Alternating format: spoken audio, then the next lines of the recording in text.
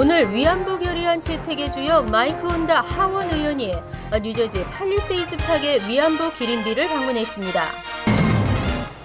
충남 무역사절단이 미국 시장 개척을 위해 오늘 뉴저지에 도착했습니다. 부산 일과학고등학교와 버겐 카운티 아카데미가 자매 결연을 맺었습니다. 뉴욕 총영사관이 올 하반기 맨해튼 57 스트리트 한국무역협회 건물로 다시 이전합니다. 미 국가안보국과 연방수사국이 주요 인터넷 기업들을 통해 개인정보를 무차별 수집해온 것으로 드러났습니다. 이상은 이 시각 주요 뉴스입니다. 여러분 안녕하십니까? KBN 뉴스입니다. 미 연방 하원 위안부 결의안 채택의 주역 마이크 혼다 연방 하원 의원이 뉴저지 팔리세이드 파크에 위치한 위안부 기린비를 방문했습니다.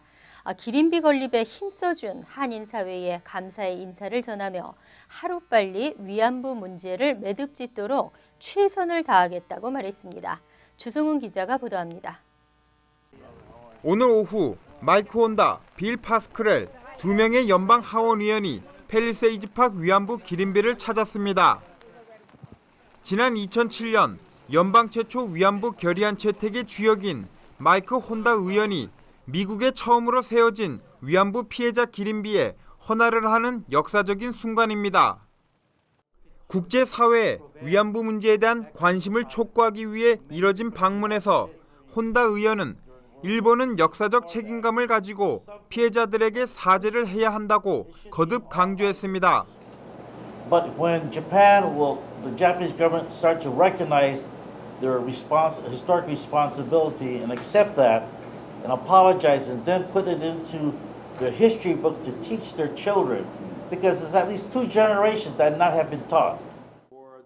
혼다 의원과 함께 연방 하원 위안부 결의안을 주도한 빌 파스크렐 의원도 역사상 가장 슬픈 결의안인 위안부 결의안은 피해자들의 희생을 절대 잊지 말자는 의미에서 채택됐다고 말했습니다. It can't be ignored. It can't be forgotten. It must live in our own lives and mean something to us.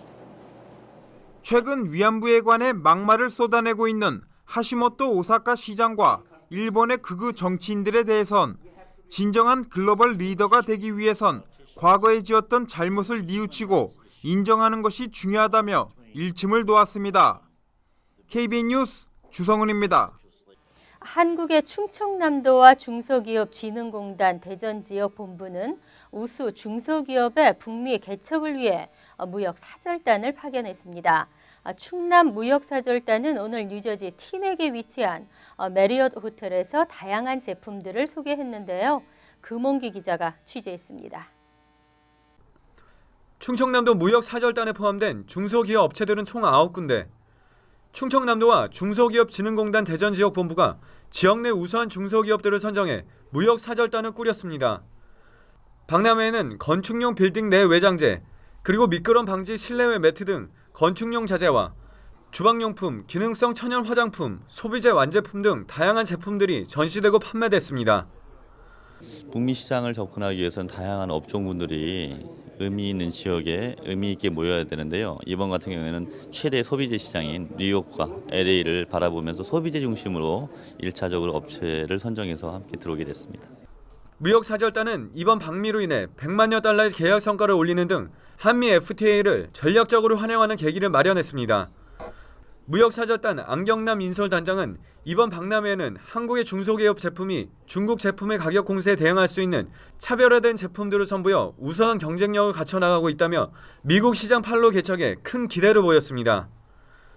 저희들이 미국을 제외한 지역에 현재 연 3천만 불 정도 수출을 하는데 미국은 훨씬 더 크다는 얘기를 들었습니다. 최소한 향후 열심히 노력해서 1,000만 불 정도는 해야 되지 않을까 하는 목표를 갖고 왔습니다. 뉴욕과 뉴저지 이런 관련 업체들의 바이어들도 한국 중소기업들의 제품에 큰 관심을 보였습니다. 바이어들은 한국의 중소기업 제품들이 가격과 품질에서 경쟁력을 갖추고 있어 선호한다는 반응입니다. 무역사절단은 미국 바이어들과 협력을 통해 상호 간의 이익 증진은 물론 한미 양국 간의 통상 분야 협력에도 기여해 나갈 계획입니다. KBN 뉴스 금홍기입니다. 부산 일과학고등학교와 버겐카운티 아카데미가 자매결연을 맺었습니다. 앞으로 두 학교 학생들은 공동 연구와 교환학생 프로그램 등으로 인해 국제적인 리더로 거듭날 수 있는 발판을 마련했습니다. 주성훈 기자가 보도합니다. 작년에 개교한 부산일과학고등학교는 과학교육을 목적으로 하는 부산 내 과학 영재들을 위한 특수목적 고등학교입니다. 버겐카운티 내 70개 타운의 세금으로 운영되는 버겐카운티 아카데미 역시 카운티 내 영재 학생들에게 수준 높은 교육을 제공하기 위해 설립된 카운티 내 최고의 특수목적 고등학교입니다. 각 지역을 대표하는 두 영재 학교가 글로벌 리더 양성이란 목적 아래 자매 결연을 맺었습니다. 저는 학교 경영을 할 때 우리 학교의 비전이 이제 미래 한국을 이끌어갈 글로벌 과학 리더를 육성하는 것입니다. 글로벌 마인드를 함양하기 위해서는 국제적인 교류를 해야 합니다. 그래서 미국에 있는 이 버겐 카운티 아카데미 이 좋은 학교하고 상호 교류를 하고 싶었고 이 학교에서도 요구가 있고 그래서.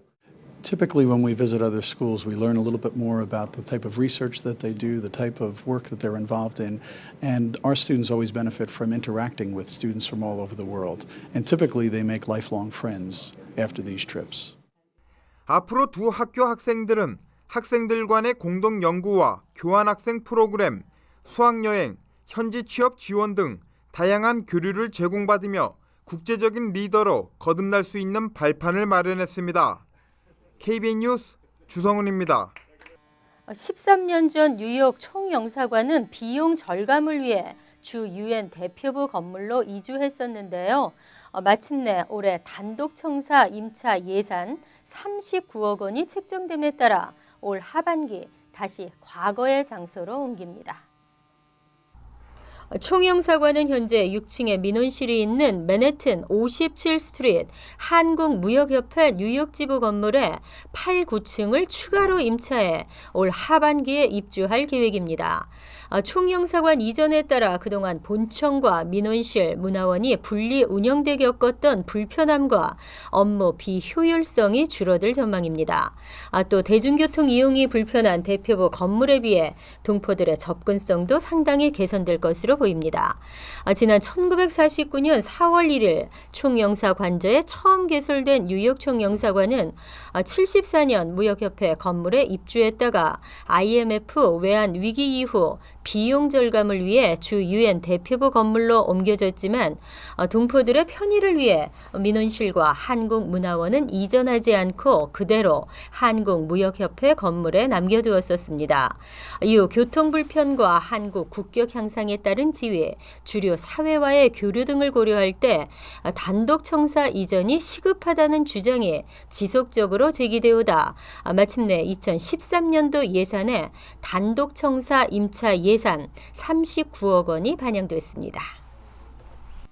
어제는 미 국가안보국이 일반 시민들의 통화 기록을 수집, 감시 활동을 했다고 영국 일간지 가디언이 폭로함으로써 사생활 논란에 불을 지폈는데요. 오늘 워싱턴 포스트는 연방 수사국도 주요 인터넷 기업들을 통해 개인정보를 무차별 수집해온 것으로 드러났다고 보도했습니다. 워싱턴 포스트는 오늘 미 국가안보국과 연방수사국의 정보 추적이 외부에 공개되지 않은 프리즘이라는 프로그램을 통해 광범위하게 이루어졌다고 전했습니다. 프리즘은 2007년 개발된 국내 감시용 프로그램으로 9.11 테러를 경험한 조지 W. 부시 정부가 비밀리에 운영했습니다. 국가안보국과 연방수사국은 MS, 야후, 구글, 페이스북, 팔톡, AOL, 스카이프와 유튜브, 애플 등을 통해 정보 수집을 했던 것으로 드러났으나 해당 기업들은 프리즘에 대해 들어본 적도 없다며 정보기관들이 자사의 중앙 서버에 접속할 수 있도록 허용한 적이 없다고 주장했습니다. 한편 영국 일간지 가디언이 어제 전한 바 있는 국가안보국의 버라이즌을 통한 통화기록 수집에 대해 제임스 클래프 미 국가정보국 국장은 워싱턴 포스트 뉴스와 가디언이 사실과 다른 내용들을 보도했다고 주장했습니다. 하지만 어느 부분이 잘못됐는지 구체적으로 밝히지는 못했습니다. 그러나 그는 이 프로그램을 통해 수집한 정보들은 가장 중요하고 가치 있는 정보들이라며 이런 정보들은 우리나라를 각종 위협들로부터 보호하기 위해 필요하다고 말했습니다. 이에 대해 오바마 대통령은 국가 안보와 시민 자유의 균형을 강조하며 누구도 여러분의 전화통화 내용을 듣는 게 아니다라고 해명했습니다. 다음 소식입니다. 학자금 융자 허위 신청이 급증하고 있는데요. 학자금 융자 허위 신청이 늘고 있는 것은 온라인에서 진행되는 신청 과정에 틈새가 많고 여기에 중개업체들의 사기성도 한 몫을 하고 있다는 지적입니다. 연방정부 학자금 융자를 허위로 신청한 혐의를 받은 학생들이 지난 3년 동안 무려 82%나 늘어나 지난 2009년 18,719명에서 지난해 34,007명으로 크게 증가했습니다. 이들이 부당하게 받은 융자 금액도 8억 7,400만 달러에 달했습니다. 사기가 확실한 액수만 1억 8,700만 달러가 넘을 것이라고 감찰국은 밝혔습니다. 감찰국장 캐슬린 타이에는 연방 학자금 제도가 워낙 복잡한 절차를 거쳐야만 하고 융자 액수와 혜택을 받는 학생 등 고려해야 할 요소가 많아 사기의 가능성이 클 수밖에 없다며 감찰국은 연방 예산이 잘못 사용되거나 남용되는 것을 막기 위해 감찰 활동을 강화하는 한편 혜택을 받아야 할 학생들이 제대로 된 혜택을 받을 수 있도록 노력하겠다고 밝혔습니다. 한편 연방상원은 어제부터 스탠포드론의 이자율 인상을 막기 위한 자체 법안을 논의하기 시작했습니다. 하원에서는 이미 이 같은 내용을 골자로 하는 법안을 통과시켰으나 민주당 측에서 본질적인 대안이 될 수 없다는 이유로 반대하고 있습니다. 택시 잡기 어렵고 교통지역으로 유명한 뉴욕시에서 길가에 나와 팔을 휘두르며 택시하고 외치는 풍경은 보기 어려운데요. 뉴욕시 외곽도로에서 길거리 승객 태우기가 허용돼 택시 이용이 다소 수월해질 전망입니다. 옐로캡 업계가 상고한 뉴욕시 외곽도로 특별 택시 면허 제도 위헌성에 대해 얼바니의 뉴욕주 최고법원이 어제 기각 결정을 내렸습니다. 2012년 제정된 주법에 따라 시행될 예정이었던 이 제도는 옐로캡 업계의 소송 제기로 시행이 미뤄져 왔었습니다. 그러나 이날 법원 판결에 따라 맨해튼 북쪽 일부 지역과 4개 외곽도로에서 길거리 승객을 태울 수 있는 콜택시의 특별 면허 18,000개와 옐로캡 면허인 메달리언 2,000개 신규 발행이 가능해질 전망입니다. 뉴욕시는 이를 통해 14억 달러의 추가 수입을 기대하고 있습니다.